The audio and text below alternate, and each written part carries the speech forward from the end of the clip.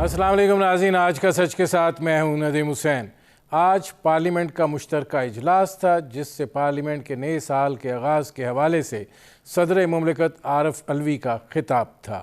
ज़ाहिर है कि सदर मुमलिकत जो होते हैं बड़े सारे इक़्तिदार पार्टी के ही होते हैं और ज़ाहिर है तारीफ़ व तौसीफ़ करना जो है वो उस सदर का जो है बयानिया भी होता है, वो उन्होंने दिल खोल कर की और ज़ाहिर है की भी जानी चाहिए थी, क्योंकि वो पाकिस्तान तहरीक इंसाफ के एक बुनियादी रुकन भी थे और उसके बाद जब वो सदर पाकिस्तान के ओहदे पर फायज़ हुए, गो कि ये रुकनीत तो चलेगी लेकिन बहरहाल पाकिस्तान तहरीक इंसाफ जो है उनकी बुनियादी पार्टी है।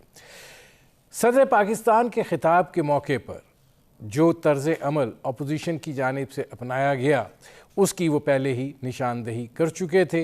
मीडिया भी इस वक्त सरापा एहतजाज है और ज़ाहिर है कि मीडिया और अपोजिशन इस एहतजाज में दोनों शामिल थे।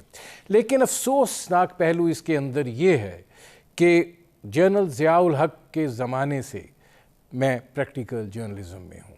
मैंने आज तक पार्लियामेंट हाउस की प्रेस गैलरी को ताला लगते नहीं देखा। ये पहला मौका है कि प्रेस गैलरी जो है उसको भी बंद कर दिया गया और सहाफ़ियों को अपने फ़राइज़ अदा करने से जो है वो रोका गया, जो नहीं होना चाहिए था। दूसरी चीज़ जो है वो है कैंटोनमेंट बोर्ड के इंतखाबात के नताइज। इसमें पाकिस्तान तहरीक इंसाफ जो है टोटल सीटों की बात हो रही है 62 उसने जीती हैं, मुस्लिम लीग नवाज़ ने 59, आज़ाद उम्मीदवार हैरत है 52 उन्होंने नशस्तें हासिल की हैं, peoples party 17, MQM 10, Jamaat Islami 7, Balochistan अवामी पार्टी 2 और अवामी नेशनल पार्टी 2।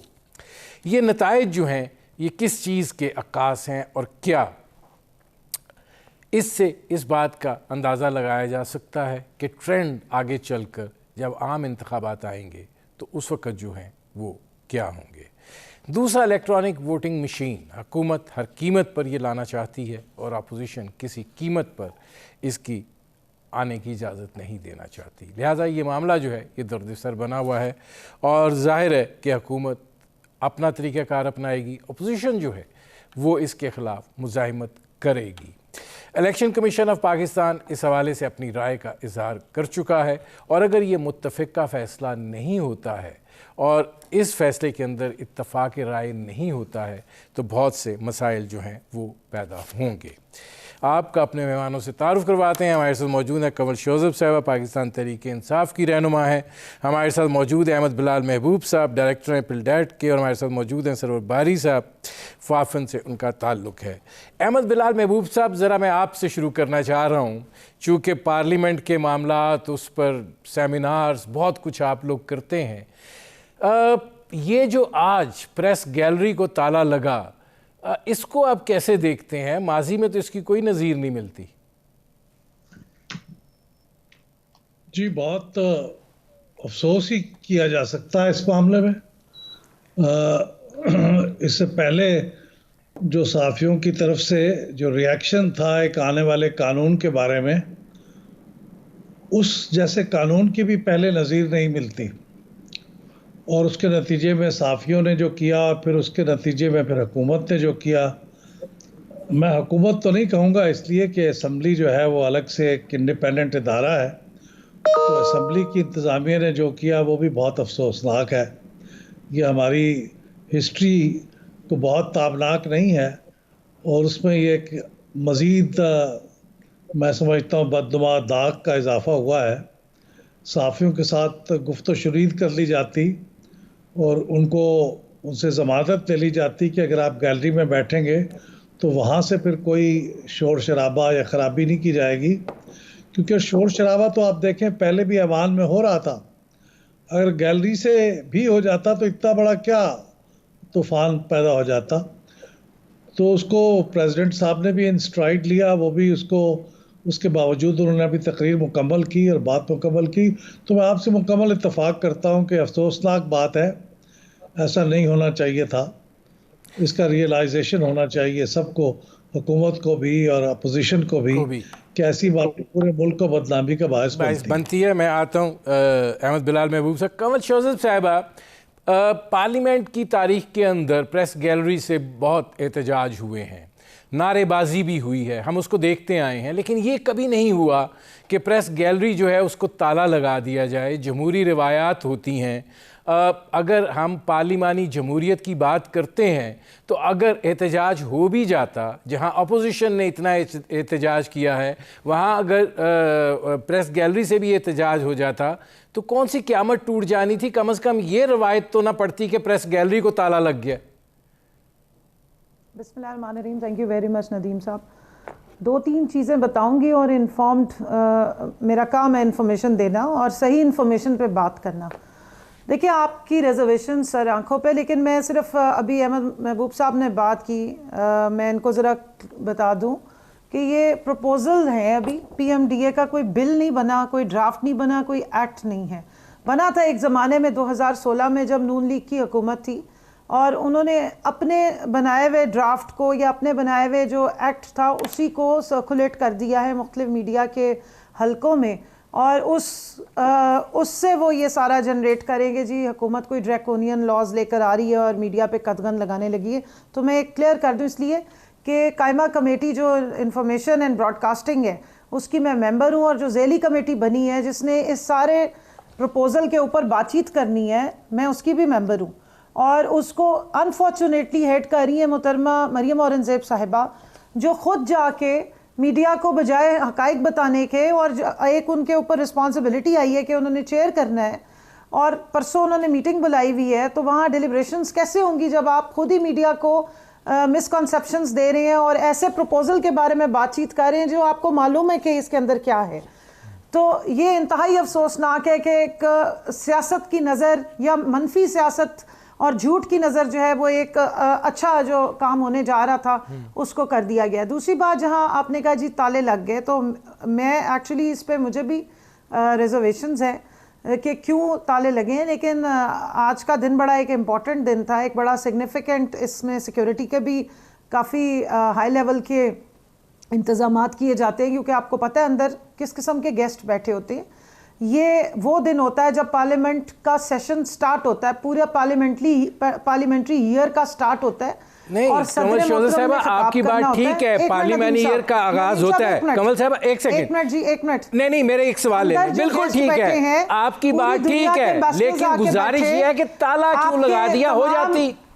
हो जाता है एहतजाज, ताला लगाने की क्या जरूरत थी? जहां अपोजिशन ने इतना एहतजाज किया है वहां प्रेस गैलरी से 4 जुमले लग जाते, वो भी वॉकआउट कर जाते। मैं समझती हूँ कि अपोजिशन के एहतजाज पे आप लोगों को थोड़ा सा एतराज भी करना चाहिए। ये कोई जमहूरी रिवायत नहीं कायम की गई, ये कोई अच्छा रवैया कायम नहीं किया गया कि हर चीज़ के आगाज़ पे वो इसी तरह का रवैया करें, गलीज किस्म के नारे लगाएं। अंदर आपने नारों की गूंज सुनी कि किस किस्म के पर्सनल अटैक किए जा रहे थे। आपके स्टेट के गेस्ट बैठे थे, आपके दुनिया जहान से एम्बेसडर आके बैठे थे, उनको क्या पैगाम देने की कोशिश की जा रही थी। और ये डिस्टेबलाइज करने वाली बात है। जो आपने मेन काम करना है या जो आपने एतराज़ करने हैं वो आप करें, लेकिन ये दिन तो नहीं होता एतराज करने का। यहाँ पे आज करें, ठीक है कमल साहबा, मैं आता हूँ। आज कोई हुकूमत का खिताब नहीं था, हुकूमती कोई बिल नहीं आ रहा था, आज तो पार्लियामेंट्री ईयर का आगाज था।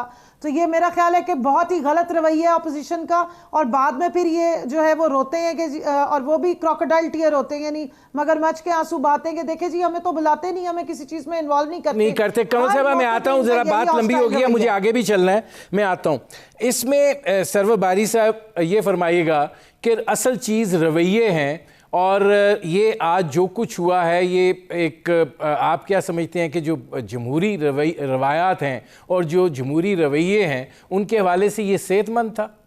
मेरी नज़र में सीधी सी बात है, एक तो फेक न्यूज़ होती हैं और कुछ न्यूज़ होती हैं जो आधे सच और आधे झूठ पर मबनी होती हैं।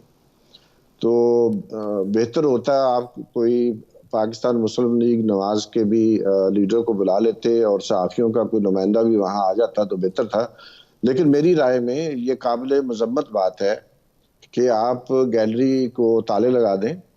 ये सिर्फ अफसोसनाक बात नहीं है, ये काबिल मज़म्मत बात है। जो भी हालात हों, अगर सहाफ़ी अंदर आके गड़बड़ करते तो मुद्दा उनके ऊपर पड़ता, ना कि गवर्नमेंट के ऊपर पड़ता, ना कि पार्लियामेंट के ऊपर आता। हर हालत में जो प्रेस गैलरी है उसको खुला रहना चाहिए, इसमें दो राय नहीं हो सकती। लेकिन बात यह है कि जिस तरह की टेंशन इस वक्त अपोजिशन जो है उसको भी ज़रा देखने की ज़रूरत है कि एक जो पोलराइजेशन का माहौल है उसको जो अपोजिशन पार्टीज़ हैं वो पहले दिन से लेकर आज तक जो है मुसलसल एक बाईकाट का जो एक नैरेटिव है उसको लेके चल रही हैं। कंप्लीट जो डिसएंगेजमेंट है उस पर बिलीव करती हैं और नतीजे के तौर पर इस वक्त पाकिस्तान में जो सियासी माहौल है वो इंतहाई ख़तरनाक हद को छू रहा है और वो एक पॉलिटिकल इंस्टेबिलिटी लेके आ सकता है और शायद यही लगता है कि अपोजिशन उस इंस्टेबिलिटी को लेके आना चाहती है।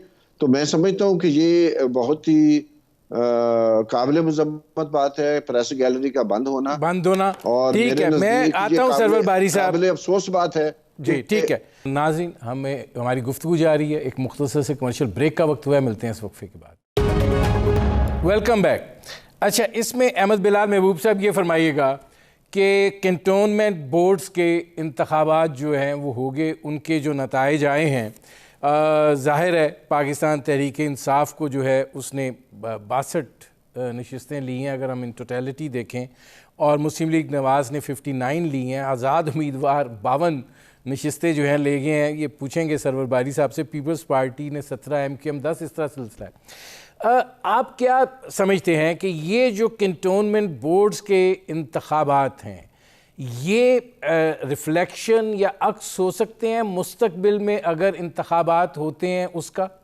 देखिए, एक छोटा सा इलेक्शन होता है ये, लेकिन इससे कुछ नताइज अखज़ किए जा सकते हैं। इससे कुछ इंडिकेशन होती है कि हवा का रुख क्या है।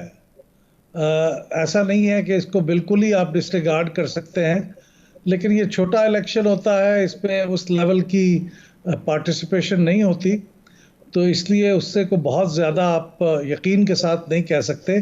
लेकिन ऐसे इस लेवल पे हो रहे हैं, ऐसे मौके पे हो रहे हैं जब 3 साल हुकूमत के पूरे हो गए हैं और हुकूमत ये दावा कर रही है कि उन्होंने बहुत अच्छा परफॉर्म किया है और कुछ उसके आसार भी नज़र आते हैं कि उन्होंने कुछ चीज़ें की भी हैं, और अपोजिशन ये कह रही है कि टोटली फेल हो गए हैं। तो इन दोनों के नैरेटिव्स का यूँ समझिए कि एक इम्तिहान था ये इलेक्शन भी, तो उसको आप कह सकते हैं। बहुत से मकामी फैक्टर्स और भी होते हैं, लेकिन एक नैरेटिव्स का भी एक ट्रेंड आपको पता चलता है। तो ये PTI ने अगरचे सबकत हासिल की है, सुपीरियरिटी उनकी है, लेकिन फ़र्क बहुत थोड़ा है।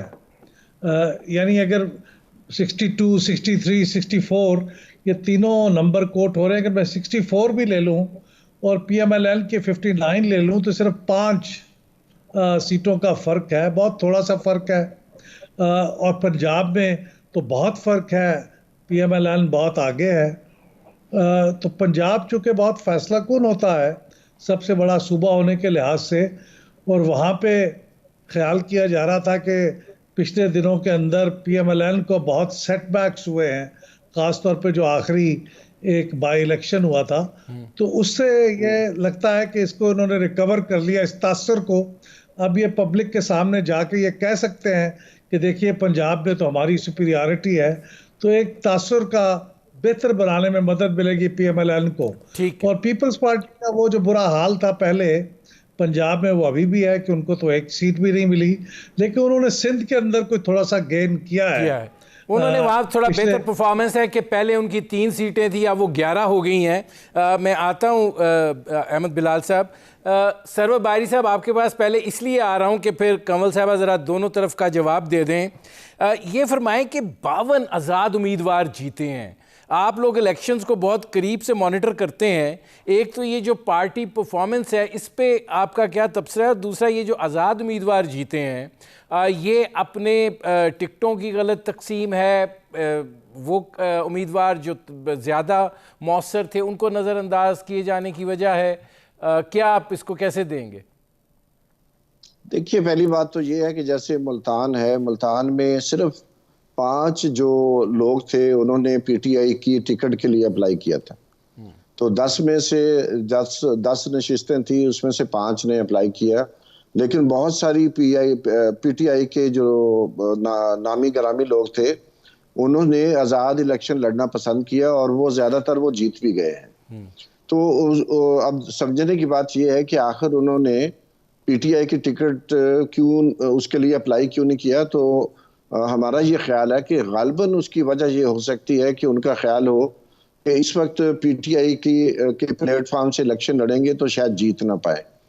तो एक तो ये फैक्टर मैं समझता हूँ मौजूद है, क्योंकि महंगाई और बाकी जो चीज़ें हैं उसका जो हवाला है, उसके हवाले से आम लोग जो हैं बहुत तंग हैं, और एक जो है नेगेटिव वोटिंग पीटीआई के लिए मौजूद है।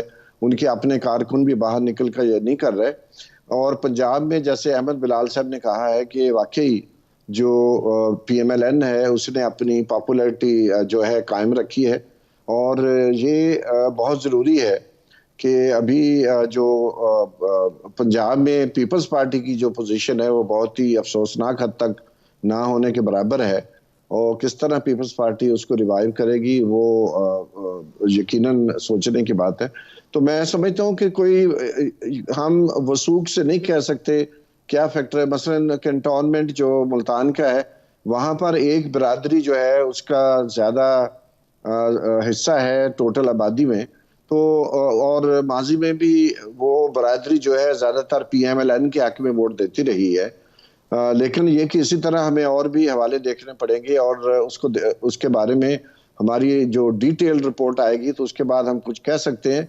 लेकिन यकीनन किसी हद तक ये इशारा तो है, वो कि ये कोई कंक्लूसिव इशारा नहीं है, एक इशारा तो है कि पीएमएलएन अभी भी पंजाब में एक फैक्टर है, बहुत बड़ा फैक्टर है। मैं आता हूँ, पीटीआई भी उसी तरह एक बड़ा फैक्टर है।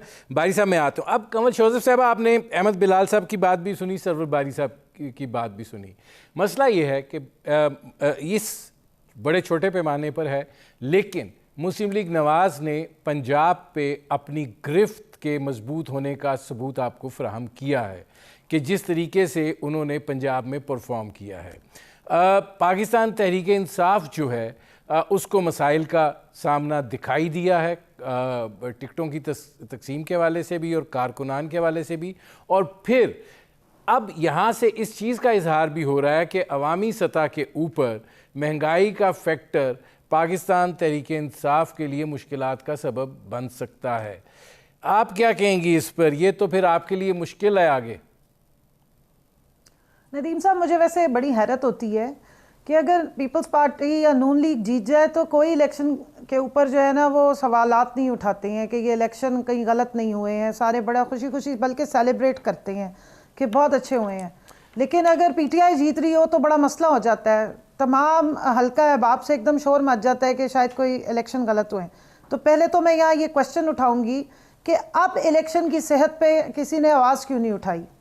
अब धांधली का शोर क्यों सुनाई नहीं दिया पंजाब से हमें? अब खामोशी से सारे रिजल्ट्स माने क्यों जा रहे हैं? और आप जिस तरह के सवालात कर रहे हैं ये क्यों हो रहे हैं?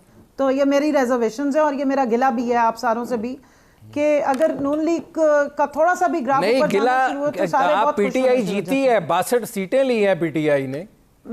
मुझे बात करने दीजिए, मैं अपना आर्गुमेंट पूरा फ्रेम कर रही हूँ, आप इसको समझे कि अभी जो आप नून लीग का ट्रेंड बता रहे हैं ना, इस पर अब किसी ने शोर नहीं मचाया, क्योंकि पीटीआई की ये आदत नहीं है कि अगर कहीं जीत रहे हो तो हम शोर मचा देंगे। नहीं, ये जीत रहे हैं तो धांधली है, हम जीतेंगे तो फिर साफ और शफाफ है।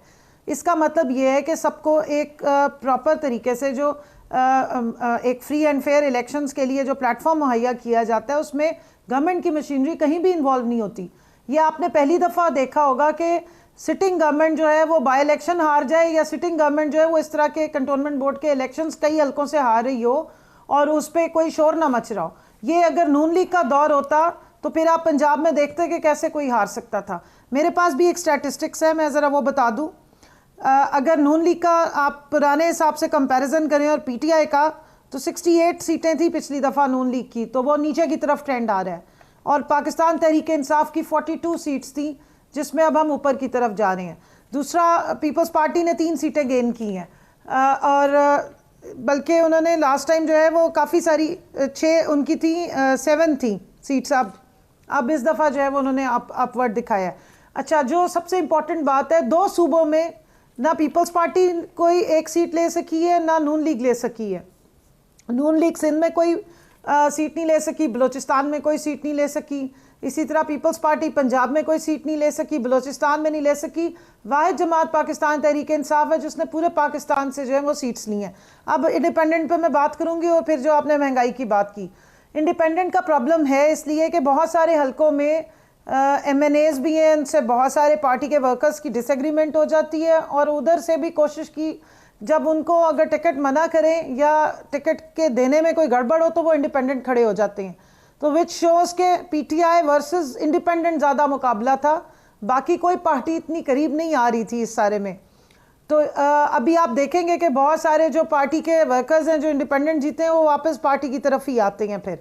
और ये हमारा मसला 2018 की डिस्ट्रीब्यूशन से चला आ रहा है। मेरे ख्याल में अब इस पे बहुत सीरियस डिलिब्रेशंस की जरूरत पार्टी है। लेवल पे जरूरत है। मुझे कंवल साहब एक ब्रेक लेना पड़ रहा है। आपने कहा, बस आखिरी जुमला सुन लें। जी जी। ये कंटोनमेंट के जो डायमेंशंस या इसकी जो डायनामिक्स होती हैं वो फ़र्क होती हैं, और मेरा नहीं ख्याल है कि अभी गैलप का सर्वे या जितने भी इलेक्शंस हुए हैं उसमें पाकिस्तान तहरीक इंसाफ पूरे पाकिस्तान की सबसे मेजॉरिटी जमात समेत सेनेट के बन के आई है। तो हमारा पिछला ग्राफ देखें और अभी का तो हम तो गेन कर रहे हैं। चलिए ठीक है, इसमें मैं एक वजाहत कर दूं आपको कि नून लीग ने सिंध से 3 सीटें ली हैं, पीपल्स पार्टी ने भी उधर थोड़ा गेन किया, काफ़ी गेन किया है। नाज़रीन, हमारी गुफ्तगू जारी है एक मुख्तसर से commercial break. Welcome back. Ahmad Bilal साहब, अब ज़रा जो तीसरा मसला है और बुनियादी अहमियत का मसला है वो इलेक्ट्रॉनिक वोटिंग मशीन है।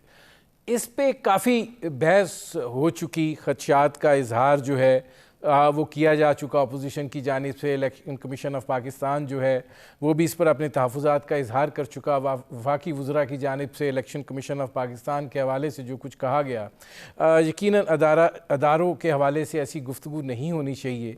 लेकिन मेरा सवाल आपसे यहाँ पर ये है कि अगर हुकूमत कोई भी ऐसी तरमीम बुलडोज़ करती है और वो इत्तफ़ाक़ राय से नहीं होती है और इलेक्शन कमीशन ऑफ पाकिस्तान भी उसके लिए तैयार नहीं है, तो आप फिर सूरत हाल को कैसे देखते हैं? देखिए, पहली बात तो ये है कि अगर आप स्ट्रिक्टली कॉन्स्टिट्यूशन और कानून के हिसाब से देखें तो अगर फ़र्ज़ करें जॉइंट सेशन ऑफ पार्लियामेंट में ये अक्सरियत से मंजूर हो जाए कानून, तो वो कानून की नज़र में, कॉन्स्टिट्यूशन की नज़र में तो वो बिल्कुल सही होगा। उसको कोई आदमी ये नहीं कह सकता कि अनकॉन्स्टिट्यूशनल है। लेकिन इसके साथ एक बहुत बड़ा लेकिन ये है कि देखिए, आप ये सारा कुछ इसीलिए कर रहे हैं ना कि इंतखाब पे इत्तफाक राय हो। प्राइम मिनिस्टर इमरान खान ये कह चुके हैं कि हम ये इसलिए ला रहे हैं EVM ताकि उसके नताइज पे सबका इत्तफाक हो और कोई कल को उसके ऊपर उंगली ना उठा सके। तो अगर आप ये उससे मुतल्लिका कानून जो है वही इख्तलाफ राय से पास करेंगे तो फिर उसके ऊपर इत्तफाक राय होने का तो कोई चांस नहीं है। तो वो बुनियादी मकसद जो आप बयान कर रहे हैं वो मकसद तो हासिल नहीं होगा उससे इख्तलाफ राय, बल्कि 2 साल पहले ही शुरू हो जाएगा, जो 2 साल के बाद शायद होता अगर इंतखाबी नताइज के ऊपर कोई ऐसा एतराज़ होता। तो मेरे ख्याल में ये कानूनी तौर पे सही है, जमहूरी तौर पे सही नहीं है। और अभी भी मेरे ख्याल में हुकूमत को कोशिश करनी चाहिए। ये कोई 1 या 2 दिन की बात नहीं होती। 2017 में आपको याद है कि कितने इख्तलाफात थे। पीपल्स PTI वॉकआउट कर गई थी, रिज़ाइन कर गई थी, उनका धरना था। इस दौरान वो कमेटी जो बनी थी पार्लियामेंट्री रिफॉर्म्स के लिए, उसकी कार्रवाई भी रुकी रही थी। उन्होंने कोई कानून पास नहीं किया। जब ये लोग वापस आए फिर असम्बली में, कमेटी में, तो फिर इत्तफाक राय के साथ उन्होंने कानून पास किया। तो बहुत तवील था, 100-150 के करीब उनकी मीटिंग्स हुई थी। तो बाज़ का इससे पहले 18वीं तरमीम पे भी ऐसे ही किया था। तो मेरे ख्याल में कुछ वक्त लगता है।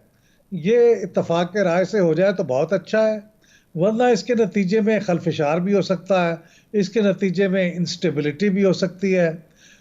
हो सकता है आपकी बात पे, देखिए मैं एक बात तो बड़ी वाज़ेह है कि EVM के नतीजे में आपके जो वोट ज़ाया जाते हैं वो 0 हो जाएंगे।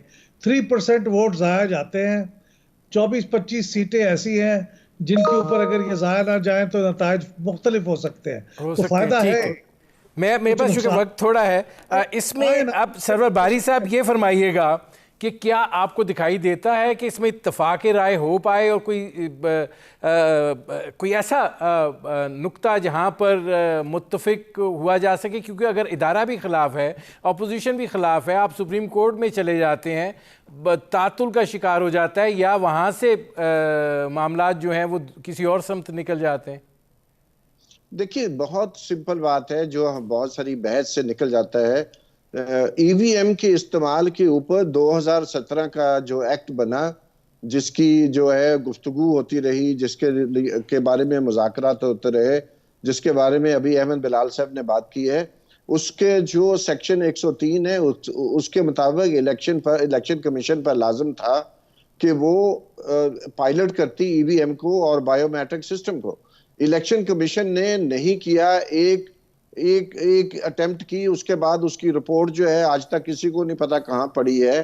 काश के कल जो इलेक्शन हुए हैं कैंटोनमेंट बोर्ड के, उसमें ईवीएम का इस्तेमाल होता, आइन वो कानून के मुताबिक होना था, वो इलेक्शन कमीशन ने नहीं किया। इलेक्शन कमीशन की ये फेलियर है।